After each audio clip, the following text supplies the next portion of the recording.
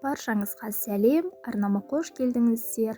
Бүгін сіздермен осындай көрінісі өте әдемі, сондай нәзік бір жасағаннан шығатын банановый пирогтың жасалу рецептісімен бөлісетін боламын. Рецептінің толық нұсқасы қызықтырса, видеомды міндетті түрде соңына дейін қарап, лайк басып, комментарий қалдырып, арнамда жаңа көрермен болсаңыз тіркеліп, жанында тұрған қоңырау белгісін басып қоюды ұмытпаңыз. Бұл мен үшін өте маңызды, ендеше осындай нәзік пирогымызды бірге әзірлейік. Бізге ең алдымен алдын ала електен өткізіп алған ұнымызға жарты шай қасық разрыхлителімізді салып жақсылап араластырып, оның үстінен бөлме температурасындағы маргаринімізді салып жақсылап осылай видеодағыдай ұн мен маргаринімізді езіп крошка әзірлейтін боламыз. Мінекей крошкамыз дайын, енді үстіне шекерімізді және де бір дана жұмыртқамызды салып жақсылап араластырып қамыр илейтін боламыз.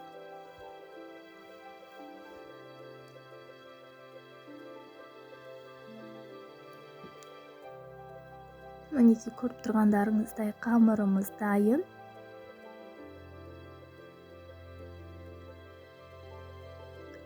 Енді ортасындағы начинкаларын дайындап болғанша қамырымызды қалдырамыз.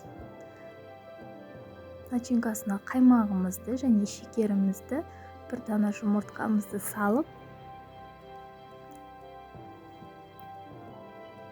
және мен осындай кукурузный крахмал пайдаланатын боламын. 2 ас қасығын қосып, барлығын видеодағыдай араластырып, консистенция әзірлейтін боламыз. Егер сіздерде кукурузный крахмал болмаса, орнына ұн қосып жасай берсеңіздер де болады. Рецептінің толық құрамын төменгі описание бөліміне жазып қалдырып кететін боламын. Сонда өтіп, қарап жасай берсеңіздер болады. Мінекей начинкамыз дайын, енді формамызды дайындап, алдын ала илеп дайындап қойған қамырымызды формамызға орналастырып жайып шығатын боламыз.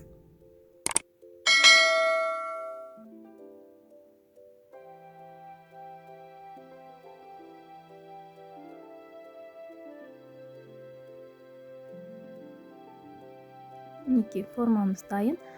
Енді осы шанышқымен жан-жағын басып,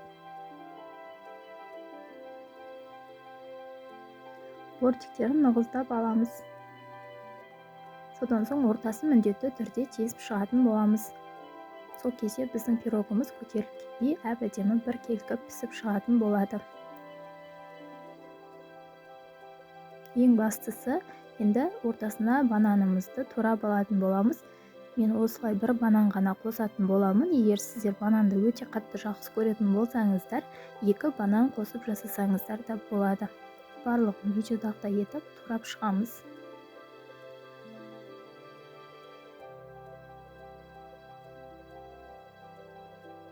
Турап алған банандарымызды енді қамырымызға орналастырып аламыз.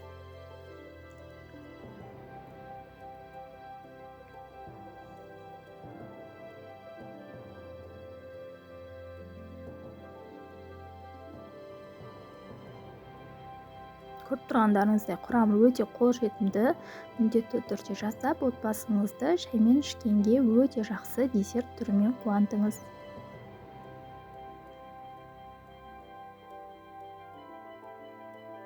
Мінекей банандарымызды қойып болдық. Енді үстінен жаңағы дайындап қойған консистенциямызды құйып шығатын боламыз.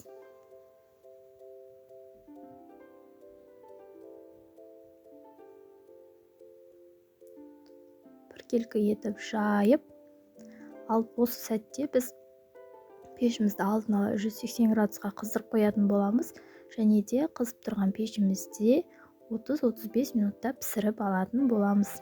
Осылай шайқап, ортасында ауаларын шығарып жіберуге де болады.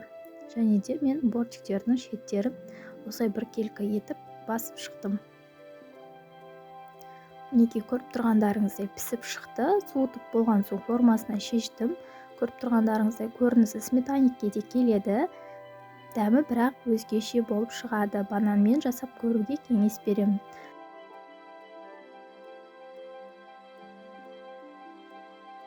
Достар, видеомды соңына дейін көргендеріңіз үшін рахмет. Сіздермен болған Ариана.